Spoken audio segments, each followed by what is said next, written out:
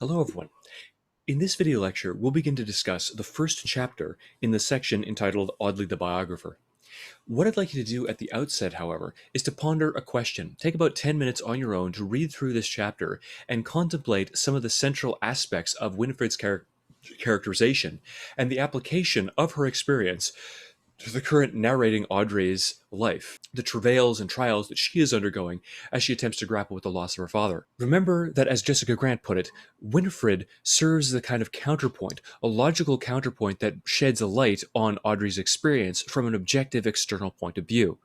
She is able to provide us with background details that Audrey cannot properly explain, given her low IQ status. So the question I'd like you to consider about this first chapter in the second section, Audley the Biographer, is this. Winifred supposedly brings clarity to Audrey's confusion, providing a counterpoint to the first narrator.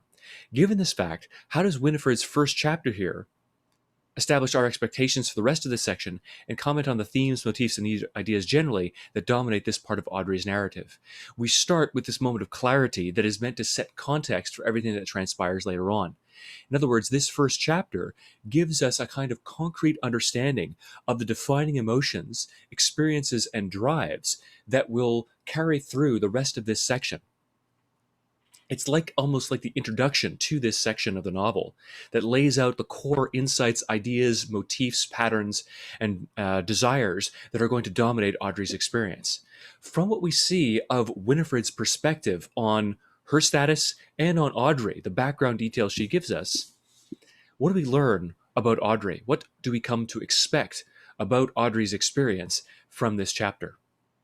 How does it inform our understanding of Audrey's experience? Take about 10 minutes to think about this question and the relationship between Winifred's experience and those of Audrey. All right.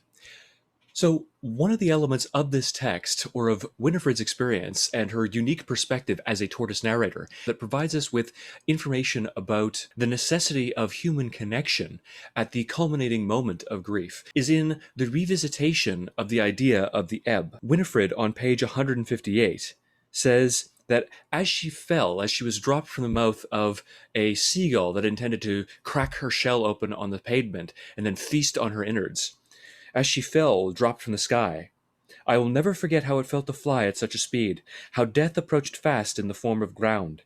It was as if the path I called the ebb had turned vertical, and I was rushing headlong towards the end. My heart stopped. The body knows when it's falling, and understands the outcome before the brain does. So, first of all, her heart stopped. Remember that it is in the moments between heartbeats, as Audrey put it. It's in those moments of greatest terror when we feel the status of being alive. It's when we look towards death and are aware of its inevitability that we are most able to experience life in the moment. It's the impending nature of an inevitable end that gives shape, definition, and meaning to our lives, that allows us to live it rather than pass us by. So the ebb becomes both a kind of metaphor for life itself in terms of the novel's motif of heartbeats, and heartbeats being those moments of light and life and sanity, but fear, and that fear that's associated with the ebb. As Audrey says on page 4, my own heart is a patter, and this is being alive. Can you feel the body worry before every beat? I can. Will this be the last? No. Will this be the last?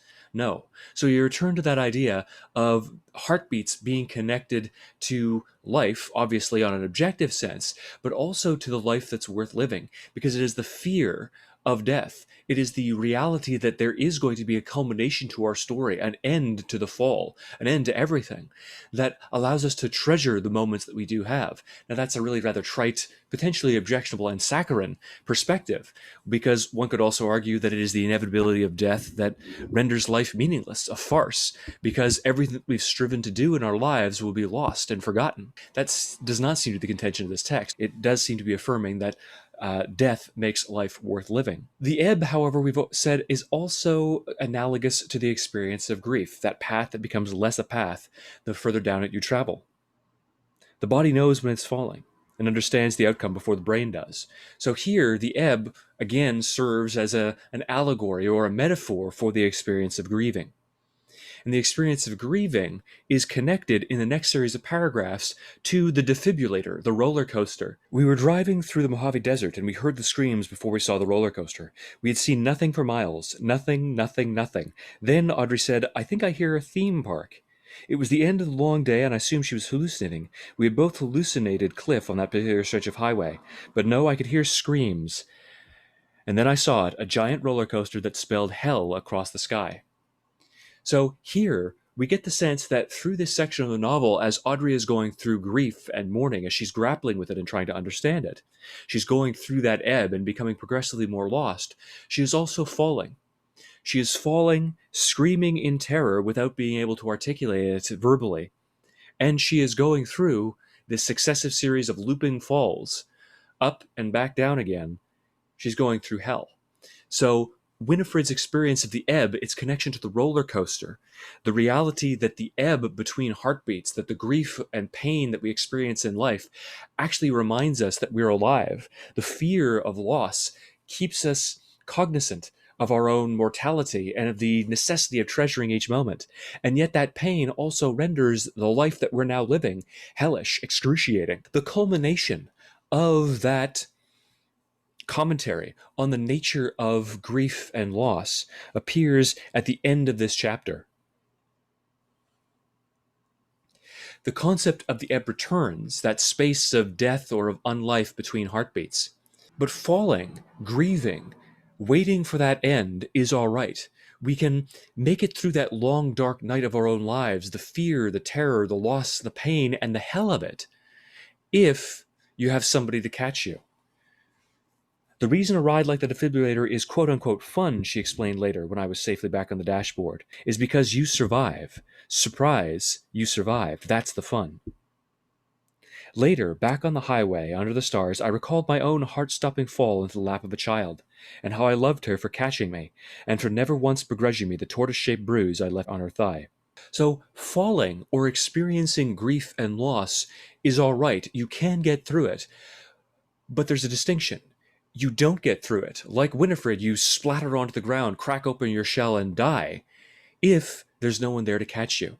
So it's that web of communal mutual support in the experience of grieving. It's having somebody to catch you, even if you hurt them, you harm them as you go through that process, that allows you to work through the agonizing experience or hellish experience, like the shape of the defibrillator, of grieving. And it is those shared moments or those shared experiences of loss and pain that creates that intimate connection or reaffirms and strengthens the intimate connections that already exist. The metaphor of falling here, the ebb that has become vertical, is an elaboration on Audrey's experience of loss earlier on in the work, her separation from her Uncle Toby and her father when she was a child. The end of the fall is either death itself, the end of the fall of life, that exhilarating ebb, or it's the acceptance of death after that process of grieving. That concludes at the end of this chapter with human connection. We see on page 110 that Audrey herself referenced the metaphor of falling as expression of her experience of grief. On page 110, when Audrey, as a child, is waiting for her father and her uncle in the civil manor, she feels like she has lost her father and been abandoned by both of them because she sort of ran away from home to wait for Uncle Toby to return. As she's hiding away in that room, she says, "I remembered what the voice on Doreen's TV had said about flying, how you flew by falling slower and slower, not by taking off. Was flying within my repertoire then?" So, is flying instead of falling, is overcoming that experience of grief, landing and then perhaps taking off again, or learning how to fly within her repertoire. So I stood on the end of the bed in room 205 and practiced falling backwards slowly. I did this over and over, slower and slower, until one time I stayed fallen. So in that moment, Audrey is attempting to learn how to overcome her experience of grief, not literally in terms of what the young child is going through, but symbolically through the process of falling time and time again. Learning how to slow her own descent, cushion her fall, and perhaps one day overcome that experience. It's an imposition of the concept or the motif of flying on that younger Audrey's experience as a reflection of what the current Audrey is going through, drawing from these associations with the ebb that Winifred makes clear to us in her section of the novel here. Part of the experience of grieving is, as Audrey puts it, the surprise of actually emerging from that process, emerging from the travails and the hell of mourning alive. That's what makes it fun. That's what lets, not exactly fun per se, she calls it fun, but that's what makes it enjoyable to emerge on the other end, when you're able to reconnect with other people and you've overcome this traumatic experience and emerged stronger from it. You've survived that trip through hell.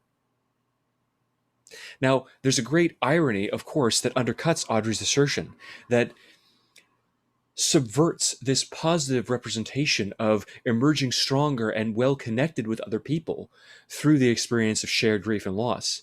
Because in the very next chapter, Audrey begins that my first memory is of the plane crashing. Audrey fell from the sky in this quote unquote crash. She falls and survives, but that survival leaves her psychologically traumatized and scarred. So there's a juxtaposition between the experience that is articulated to us by the tortoise in that first chapter that leads into the moment where Audrey recognizes that this saccharine and positive representation of grief and loss is not always true. There's a contrast between what she claims and what she experiences. And it's an illustration of another form of denial mediated to us through Winifred the tortoise.